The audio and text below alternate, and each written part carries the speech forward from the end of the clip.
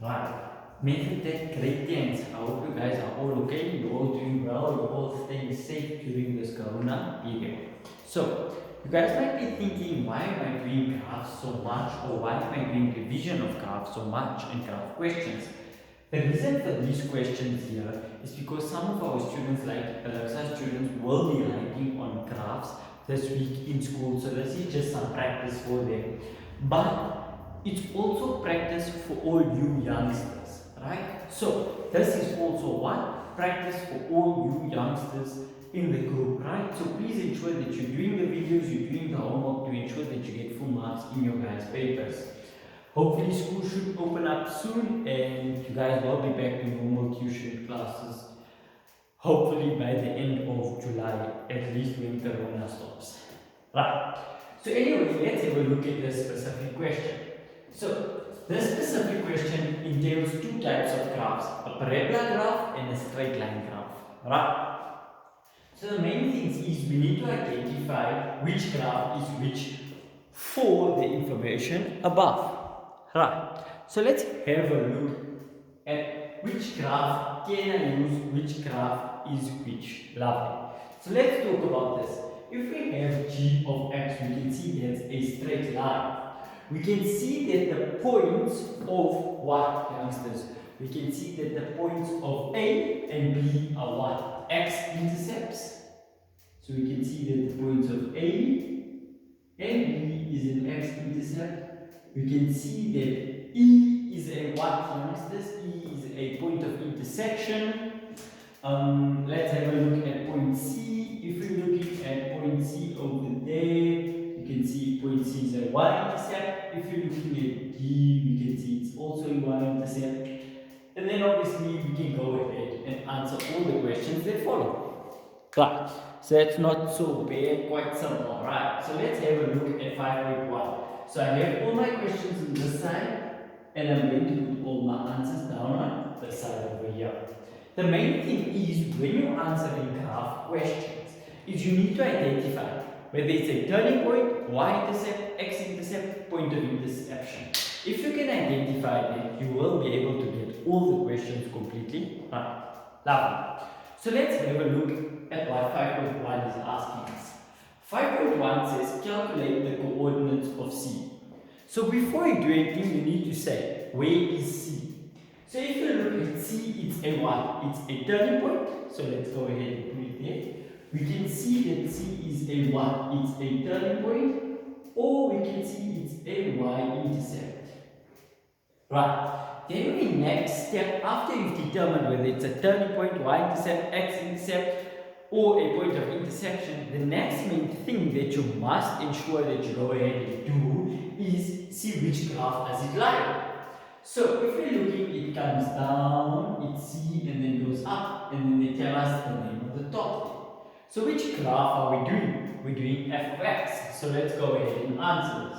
So we go ahead and we say 5.1 is f of x. We say that y, or you can say f of x, right? You can say f of x is equals to x squared minus 4. Then you need to state what you're looking for. So you're looking for a y-intercept. Now let's recall from our graph situation. Whenever we're looking for a y-intercept, what do we make x? So for a y-intercept, x is equals to 0.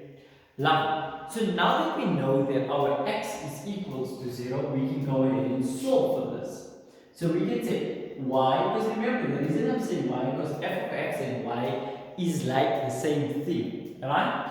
Y is equals to x squared. So in place of x, because now we're making it a 0, so we write 0 squared minus 4. Y is equals to negative 4. But they didn't say calculate y. They said give us the coordinates of C. Right. So how do we now go about this here? We have to say C. Remember, do not put it equals to sign. That's the x part and that's the y part. In place of your x part, what do you put? You put a 0. In place of your y part, you put minus 4. Then you take that coordinates and you go and label it here. You can say 0 and -4 labeled. Lovely. So that's the process, or those are the steps that I want you to go about when doing this specific question. Let's have a look at 5.2. So when we're talking about 5.2, the main thing that we need to go through is the coordinates of D. Right. So what is D, youngsters? We need to first see it's a y-intercept. Lovely. But now we already worked out the y-intercept of f, so how can D also be a y-intercept? Let's have a look. Why is it? If we start here, we see that's an x-intercept, we see that's a y-intercept, and this graph is labeled g of x. So we write down g of x's equation. We say g of x is equals to negative x plus 2. Right. So negative x plus 2 is your g of x graph. Then you're looking for a y-intercept. For a y-intercept, what do we do? X is equals to 0. Lovely. Now that we know that x is equals to 0, you go ahead and you say y, because remember g of x, f of x all just mean y is equals to negative into 0 plus 2. Y is equals to plus 2. Now you need to write it as a what? Just like how we did 5.1. You need to write it out as a what, my youngsters? As a set of coordinates. Now how do we write this out as a set of coordinates? Remember that's your x, remember that's your y. In place of your y, you go here and you say plus 2. In place of your x, it's 0. And now you label this to be D. So you go back up here, you can now fill it in there to be 0 and 2. Quite simple, quite easy. Let's go ahead and go to the next one, 5.3. The length of CD. So now they want the length of CD. Before we answer that, can your length ever be negative? No, it cannot. So you treat all numbers as a positive. I'm going to repeat that statement again so I make sure that you guys are understanding and you guys are very clear about it. Is your length ever negative? No. You cannot go downwards, so length is never negative. So you treat all numbers as a positive number when it comes to working out length in units. Love. So the length of CD. What I want to show you youngsters over here is, I want you guys to see this. This is the point of 0. From the way of D to 0 is how many units? So I'm just going to take that out. There is how many units, youngsters? It's 2 units. Can you see? And then we have from 0 all the way down to point C is how many units, youngsters? That is there 4 units. Can you see why I am not saying negative? It's what? 4 units. Can you see exactly as to why I am not saying that there is less than 4 units or minus 4 units? I'm saying it's 4 units. The reason that I'm saying it's 4 units is what, youngsters?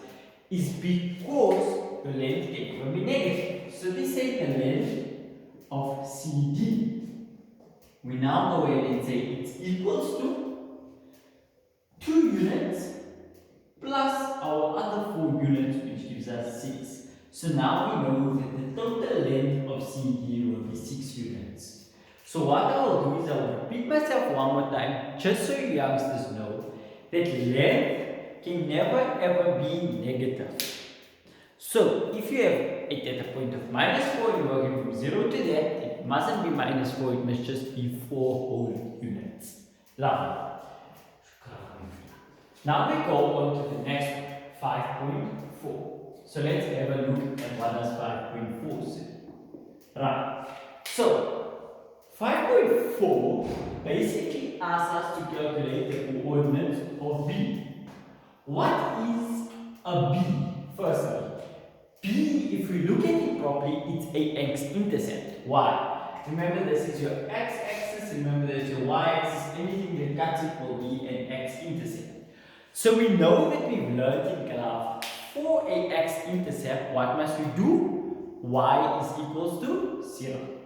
Lovely. Now that we know that y will always be equals to 0, we now can calculate it. But what's our next question? We need to see which graph it falls on. Lovely. So if we go ahead and we look at 5.4 and we're talking about the coordinates of b. It's on our f of x graph, so we go ahead and we say f of x is now equals to x squared minus 4. Right. Then we say at x-intercept, y is equals to 0. Now remember, f of x needs just y. So we say 0, x squared minus 4. Now we're in a bit of a problem. We want to solve for x. Lovely. So how do we solve for this x? We have to do what? If we're looking at this specific thing, we need to do difference of two squares. So it's x plus 2, x minus 2. The reason now that we have x plus 2, x minus 2, we know that we all in the neighborhood. Lovely. Right. Now we go ahead and we solve for them separately. Remember to put your all signs there.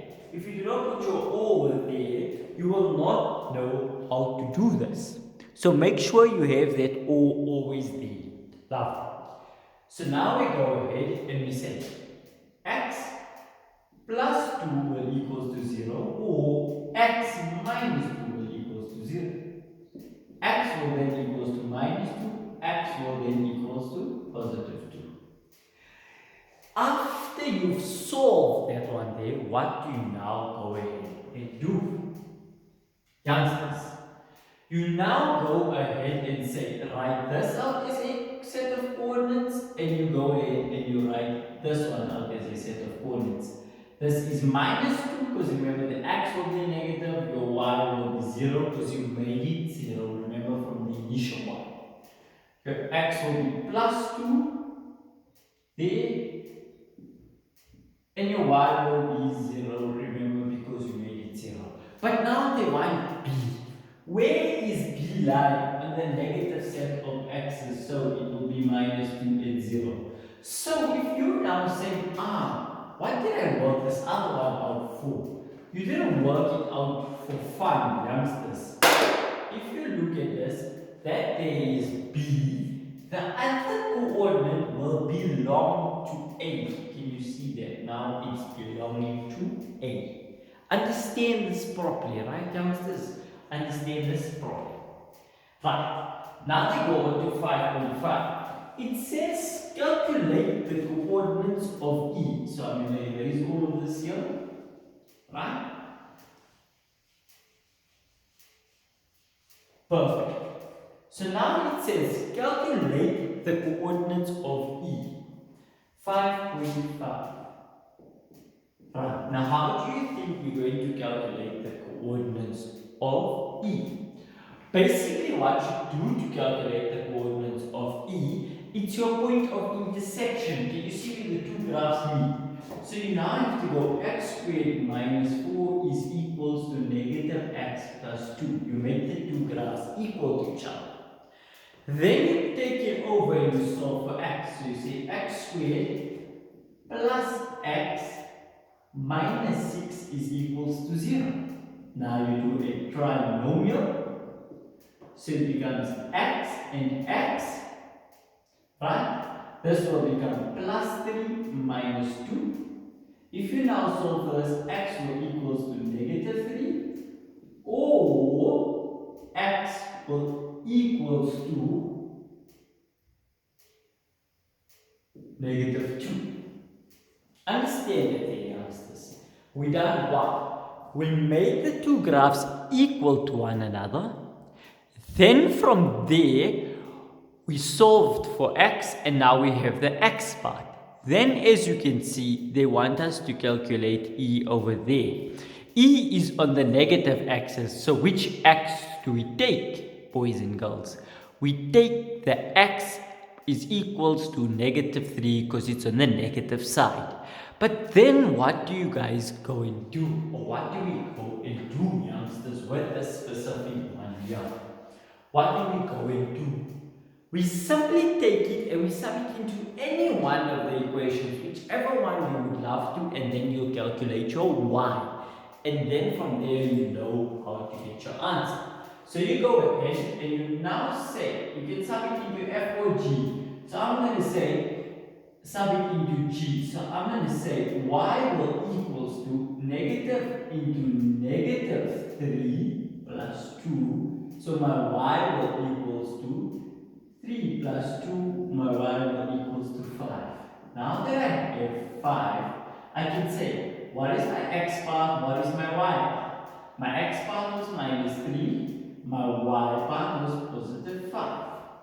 And now that I have that my x part to be negative 3 and my y part to be positive 5, I know that I'm good in the neighborhood. Perfect. Youngsters, so now we've calculated E's coordinates to be this. You can go ahead and write it in. Let's move on to 5.6. 5.6, yes, sorry. So, with regards to 5.6, it says where f of x is less than g of x. So basically, at which points on this graph is your g of x graph greater than your f of x? Let's see. At this point, isn't f of x on top of g? Can you see it's on top? But at this point, g of x is at the top and f of x is below it. Between what? Between the point of E and A. It's below and that one's on top. Then it does not matter for us. So we have it between two values. Whenever you try and solve for something between two values, youngsters, the main thing that you need to go and do with regards to this here is fill in the correct formula or fill it in the correct way. When it's between two numbers, you write it exactly like this. You put the smaller number here and you put the bigger number there. Can you see how simple that is? So what's my smaller number? Isn't this E's coordinate the x part? And you always write it in terms of, so, and you always write it in terms of what, youngsters? You always write it in terms of x. Right. Please make sure you know how to do something like this. So what's our x coordinate? Minus 3. So I write it in there. And then I go ahead and I say, what's my bigger value? So A will be my bigger value. And what was the coordinates of A? Remember, it was plus 2 and 0. That's why I say write it in plus 2 and 0. So you just write plus 2. Right. That was number 1. Number 2. It said f of x times g of x is greater than 0. So, what do we know? When both graphs are negative, they'll give me a positive. So, do you agree with me that from the point of B, they're both negative? So, we need to do this. We need to say x is less than minus 2 will be my one answer, or when they are both positive. So, where do they both become positive? At the point of no, not even A. That's basically your only answer. Because here, this one's positive here, and this one here is positive.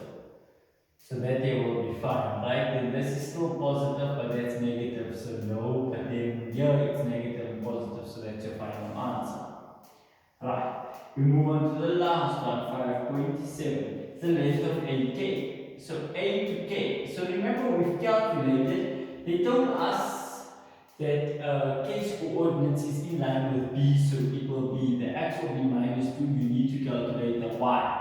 How do you calculate it? You say it's on which graph? It's on that there. So you go ahead and you say g of x is equals to minus into minus 2 plus 2. You now say that this will give you 4. So you have A's coordinates to be what? You have A's coordinates to be minus 2 and 4.